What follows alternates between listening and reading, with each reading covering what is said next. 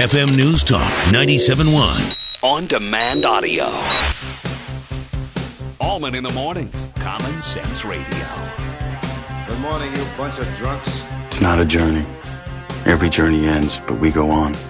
The world turns and we turn with it. Plans disappear. Dreams take over. But wherever I go, there you are. Obama! Everywhere. He seems to be. That's Brad Pitt for Chanel number 5. Sold.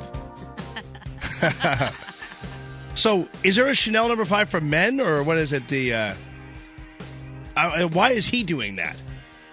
So the women buy it because they think Brad Pitt comes along with it. Earlier, I was. I'm telling you, I'm a commercial savant, and it reminds me of the. They used to have like Pitt is the guy, but they used to have like a guy like remember Bobby Short, famed pianist for Charlie, kind of fragrance that's it. I don't even know the words, but I do know it plays. It's fantastic. And it's here now. There's a fragrance that's here today. They call it Charlie. A different fragrance that thinks your way. Yeah, they call it Charlie. Yeah, I wanted me some Charlie after watching that chick get into that limo. Shelley Hack. It was? Mm-hmm. Nice. You have your Brad Pitt, I have my Shelley Hack. Okay. You have your Candy Crowley. Now, there's a hot one. That's the one Carl said. What was I saying? I was like, who's that looker on CNN? Carl's like, Candy Crowley? I'm like, no, Carl. It's not Candy Crowley. Carl likes his ladies big. He likes them big ladies. What? Candy Crowley? She's big. Is she? Yes. But she's all right. You'll see it. I mean, I never... Listen, she carries it well. Let's put it that way. But I'm not going to get into how Candy Crowley's looks, please. Thank you very much. I will get into who she is, though. Oh, and she's a person who raised the specter of the Tea Party being racist once in a day, didn't she? Do you think that the Tea Party, as you know it to be, condones racism? The NAACP said that there are racist elements in the Tea Party. Racism. That was her. She's your fearless moderator tonight. Oh, by the way, she also said that the choice of Paul Ryan as Romney's running mate was, what did she call it? But there is some trepidation that this might be, looks a little bit like some sort of ticket death wish. Oh, a ticket death wish, she called Paul Ryan. Oh, that's interesting.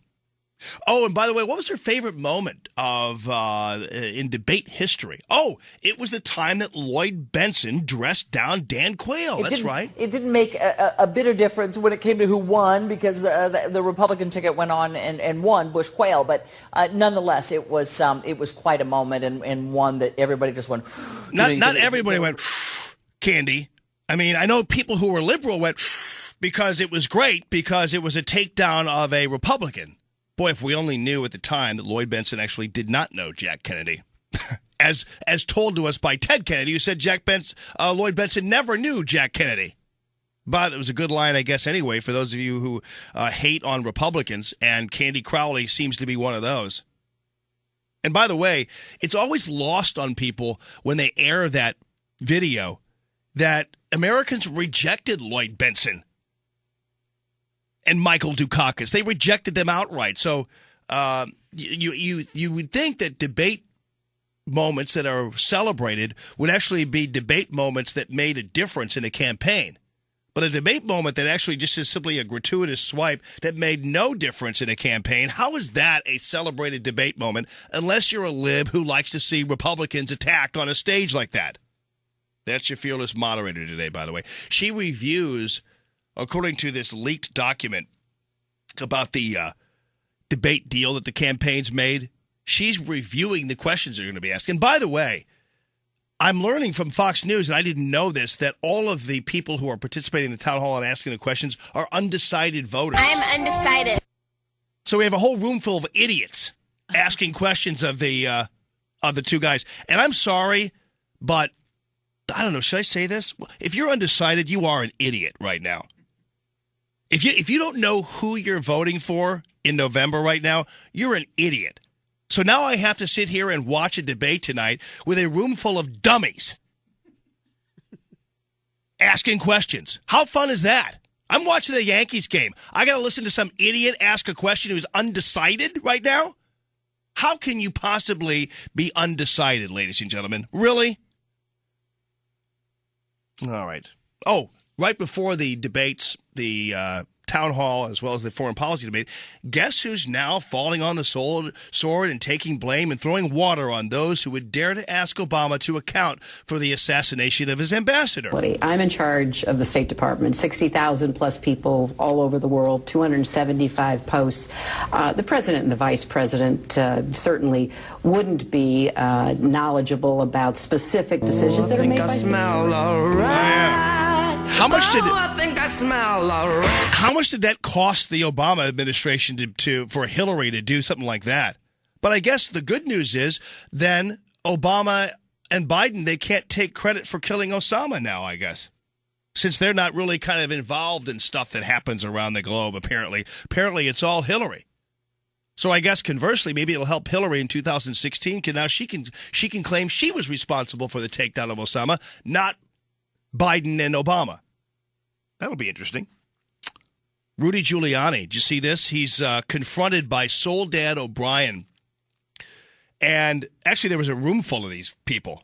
But Soledad was actually the person who was the anchor. And Rudy talks about Obama and his failed foreign policy and also talks about his blame of this videotape. And Soledad gets in his face. Check it out. A statement was made, including by the President of the United States, that this was due to this terrible movie about Muhammad. But he actually didn't say that, right? The actual verbatim of what he said. He did not say that it was something other than that, but it was mentioned. But he did not specifically say this was due to a movie. Miguel, why don't you pull all these transcripts for me? Yeah, okay. I'm going to pretend I'm Miguel, okay?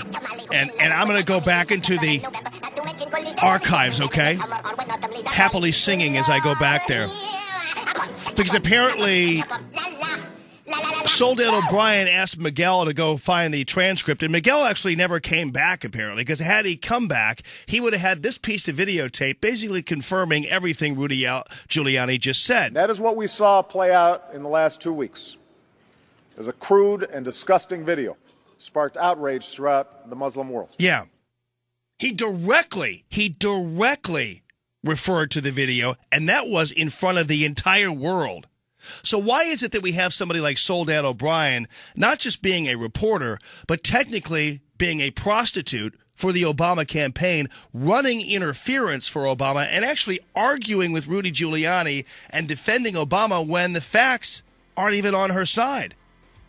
I wonder if Miguel has told her yet. And we're still waiting for him to come back on the show. Maybe tomorrow. Here's what Giuliani said after the whole affair. This excessive concern with little weasels is a sickness. Dr. Tobler on the way, 969-9797.